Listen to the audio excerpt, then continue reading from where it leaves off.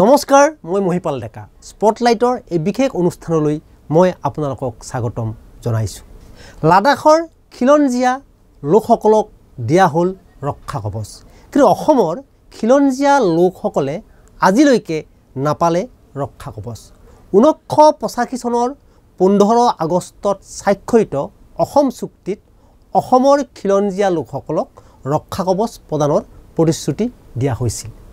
অসম চুক্তিত কিদৰে ৰক্ষা কৱচ প্ৰদানৰ প্ৰতিশ্ৰুতি দিয়া হৈছিল তাৰ কিয় অংশ মই ইয়াত পঢ়ি দিছোঁ। অসম চুক্তিৰ 6 নং দফাত উল্লেখ আছিল, constitutional, legislative and administrative safeguards as may be appropriate shall be provided to protect, preserve, promote the cultural, social, linguistic identity and heritage of the Assamese people. খিলঞ্জীয়া অসমীয়াৰ সাংবিধানিক, আৰ্থ-সামাজিক, ভাষিক আৰু সাংস্কৃতিক পৰিচয় যাতে অক্ষুণ্ণ থাকে তাৰ বাবে অসম চুক্তিৰ 6 নং দফাত এই ৰক্ষা কৱচ প্ৰদানৰ প্ৰতিশ্ৰুতি দিছিল কেন্দ্ৰীয় চৰকাৰে। আৰু কেন্দ্ৰীয় চৰকাৰৰ সৈতে সেইখন চুক্তিত স্বাক্ষৰ কৰিছিল সদৌ অসম ছাত্ৰ সন্থাই। অসম চুক্তিক 1985 চনতেই দিয়া এই প্ৰতিশ্ৰুতি আজিলৈকে কাৰ্যকৰী নহ'ল। কিন্তু লক্ষণীয়ভাৱে লাডাখৰ খিলঞ্জীয়া লোকসকলক কেন্দ্ৰই যি প্ৰতিশ্ৰুতি দিছিল, যি খিলঞ্জীয়াৰ ৰক্ষা কৱচ প্ৰদানৰ যি প্ৰতিশ্ৰুতি দিছিল, সেই প্ৰতিশ্ৰুতি কিন্তু তেওঁলোকে পূৰণ কৰিলে। 2019 চনত অনুচ্ছেদ 370 বাতিল কৰি সংসদত গৃহীত হৈছিল জম্মু কাশ্মীৰ ৰিঅৰ্গেনাইজেশ্যন এক্ট 2019। জম্মু কাশ্মীৰ পুনৰ গঠন আইন অনুসৰি জম্মু কাশ্মীৰক 2খন কেন্দ্ৰীয় শাসিত অঞ্চলত বিভক্ত কৰা হৈছিল। এখন আছিল জম্মু কাশ্মীৰ আৰু আনখন আছিল লাডাখ। লাডাখক কেন্দ্ৰীয় শাসিত অঞ্চললৈ ৰূপান্তৰিত হৈছিল 2019 চনত আৰু জম্মু কাশ্মীৰো কেন্দ্ৰীয় শাসিত অঞ্চললৈ ৰূপান্তৰ কৰা হৈছিল 2019 চনত। কিন্তু 2019ৰ পৰা 2025 চনলৈ আজি 6 বছৰৰ ভিতৰত লাডাখৰ খিলঞ্জীয়া লোকসকলক প্ৰদান কৰা হ'ল ৰক্ষা কৱচ। কিন্তু 1985 চনত স্বাক্ষৰিত অসম চুক্তিত, যিখন চুক্তিত খিলঞ্জীয়া অসমীয়াক ৰক্ষা কৱচ প্ৰদানৰ প্ৰতিশ্ৰুতি দিয়া হৈছিল, সেই প্ৰতিশ্ৰুতি আজিও পূৰ্ণ নহ'ল। বিগত 40 বছৰে খিলঞ্জীয়া অসমীয়াক ৰক্ষা কৱচ প্ৰদান কৰা হোৱা নাই, কিন্তু মাত্ৰ 6 বছৰৰ ভিতৰত লাডাখৰ খিলঞ্জীয়া জনতাক প্ৰদান কৰা হ'ল ৰক্ষা কৱচ। লাডাখৰ খিলঞ্জীয়া লোকসকলক ৰক্ষা কৱচ প্ৰদান কৰাৰ বাবে কেন্দ্ৰই অধিসূচনা জাৰি কৰিছে। লাডাখ ৰিজাৰ্ভেশ্যন এমেণ্ডমেণ্ট বিল 2025 এইখন এখন অধিসূচনা জাৰি কৰি কেন্দ্ৰই পূৰ্বৰ এখন আইন সংশোধন কৰিছে। আৰু এই সংশোধন কৰি কেন্দ্ৰই লাডাখৰ খিলঞ্জীয়া জনতাৰ বাবে, খিলঞ্জীয়া লোকসকলৰ বাবে 85% সংৰক্ষণৰ ব্যৱস্থা কৰা হৈছে। চৰকাৰী চাকৰিত আৰু অন্যান্য চাকৰিত খিলঞ্জীয়া লাডাখৰ জনতাৰ বাবে 85% সংৰক্ষণৰ ব্যৱস্থা কৰা হৈছে এই অধিসূচনাত। লাডাখৰ খিলঞ্জীয়া লোকসকলক ৰক্ষা কৱচ প্ৰদানৰ বাবে Ladakh Civil Service Decentralisation and Recruitment Amendment Regulation 2025 আইনৰ সংশোধন কৰা হৈছে। আৰু এই আইন অনুসৰি লাডাখত খিলঞ্জীয়া কোনসকল লোকক চৰকাৰী চাকৰিত 85% সংৰক্ষণ দিয়া হ'ব তাৰ নীতি নিৰ্ধাৰণ কৰা হৈছে। অৰ্থাৎ খিলঞ্জীয়াৰ সংজ্ঞা নিৰূপণ কৰা হৈছে এই বিশেষ আইনখন সংশোধন কৰি।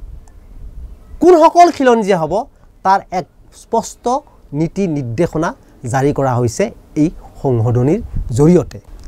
এতিয়া প্ৰশ্ন হ'ল, অসমৰ খিলঞ্জীয়া লোকসকলক ৰক্ষা কৱচ প্ৰদানৰ ক্ষেত্ৰত প্ৰধান প্ৰতিবন্ধকতাৰ সৃষ্টি কৰিছে অসমৰ কোনসকল লোক খিলঞ্জীয়া তাৰ সংজ্ঞা এই পৰ্যন্ত নিৰূপণ হোৱা নাই কিন্তু মাত্ৰ 6 বছৰ পূৰ্বে স্বায়ত্ত শাসিত অঞ্চলৰ মৰ্যাদা পোৱা লাডাখৰ জনতাৰ খিলঞ্জীয়াৰ সংজ্ঞা নিৰূপণ কৰিলে কেন্দ্ৰই এক অধিসূচনা জাৰি কৰি কিন্তু অসমৰ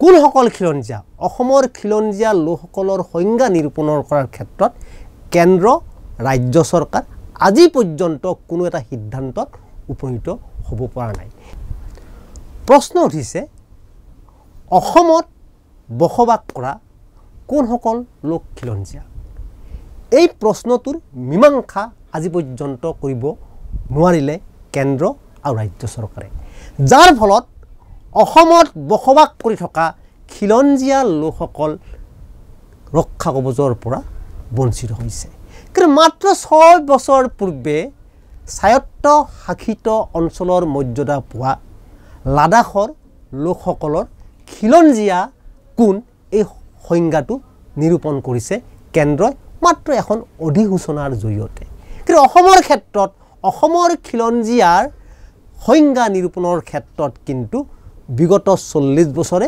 কেন্দ্ৰ আৰু ৰাজ্য চৰকাৰ নিৰ্লিপ্ত হৈ থাকিল যাৰ ফলত বিগত 40 বছৰে অসম চুক্তিয়ে অসমৰ খিলঞ্জীয়াক ৰক্ষা কৱচৰ প্ৰতিশ্ৰুতি দিয়াৰ পিছতো সেই প্ৰতিশ্ৰুতি আজিও কাৰ্যকৰী নহ'ল প্ৰশ্ন হৈছে কিয় খিলঞ্জীয়া অসমীয়াৰ বাবে ৰক্ষা কৱচ অপৰিহাৰ্য অসম চুক্তি সম্পাদিত নোহোৱা হেতেন হয়তো খিলঞ্জীয়াক ৰক্ষা কৱচৰ দাবীটো উত্থাপিতই নহ'ল হেতেন 1985 চনত সম্পাদিত অসম চুক্তিয়ে 1971 চনৰ 24 মাৰ্চৰ পূৰ্বে অসমত প্ৰৱেশ কৰা সকলো অবৈধ বাংলাদেশীক নাগৰিকত্ব প্ৰদান কৰিছে এই বাংলাদেশী বৃহৎ সংখ্যক লোকক নাগৰিকত্ব প্ৰদান কৰাৰ বাবে অসমৰ যিটো জনগাঁথনি সেই জনগাঁথনিৰ যিটো সমীকৰণ সেই সমীকৰণ অসমৰ খিলঞ্জীয়া লোকসকলৰ আৰ্থসামাজিক ভাষিক সাংবিধানিক আৰু সাংস্কৃতিক অস্তিত্বৰ বাবে ভাবুকি হৈ পৰিছে সেই অস্তিত্বৰ যাতে বাংলাদেশী যিসকলক নাগৰিকত্ব দিয়া হ'ল যিসকল অবৈধ বাংলাদেশীক নাগৰিকত্ব দিয়া হ'ল অসম চুক্তিয়ে নাগৰিকত্ব দিলে সেই বাংলাদেশীক নাগৰিকত্ব দিয়াৰ ফলত অসমৰ খিলঞ্জীয়া লোকসকলৰ যাতে অস্তিত্ব বিনাশ নহয় বিপদাপন্ন নহয় সেইটো নিশ্চিত কৰাৰ বাবে খিলঞ্জীয়া অসমীয়াক ৰক্ষা কৱচ প্ৰদান কৰা হৈছিল তো দুৰ্ভাগ্য কথা খিলঞ্জীয়া অসমীয়াই আজিও ৰক্ষা কৱচ নাপালে কিন্তু মাত্ৰ 6 বছৰ পূৰ্বে স্বায়ত্ত শাসিত অঞ্চলৰ মৰ্যাদা পোৱা লাডাখৰ খিলঞ্জীয়া লোকসকলক কেন্দ্ৰই অধিসূচনা জাৰি কৰি ৰক্ষা কৱচ প্ৰদান কৰিলে লাডাখ এখনো কেন্দ্ৰীয় শাসিত অঞ্চল আৰু জম্মু কাশ্মীৰো এখন কেন্দ্ৰীয় শাসিত অঞ্চল লাডাখত কিন্তু বিধানসভা নাই জম্মু কাশ্মীৰত বিধানসভা আছে লাডাখত লে অটোনমাছ হিলছ ডেভেলপমেণ্ট কাউন্সিল আৰু Kargil autonomous hills development council এই দুখন পৰিষদ আছে আৰু এই দুখন পৰিষদত শেহতীয়া যিখন অধিসূচনা সেই অধিসূচনাৰে 33% মহিলাৰ বাবে সংৰক্ষণৰ ব্যৱস্থা কৰিছে কেন্দ্ৰই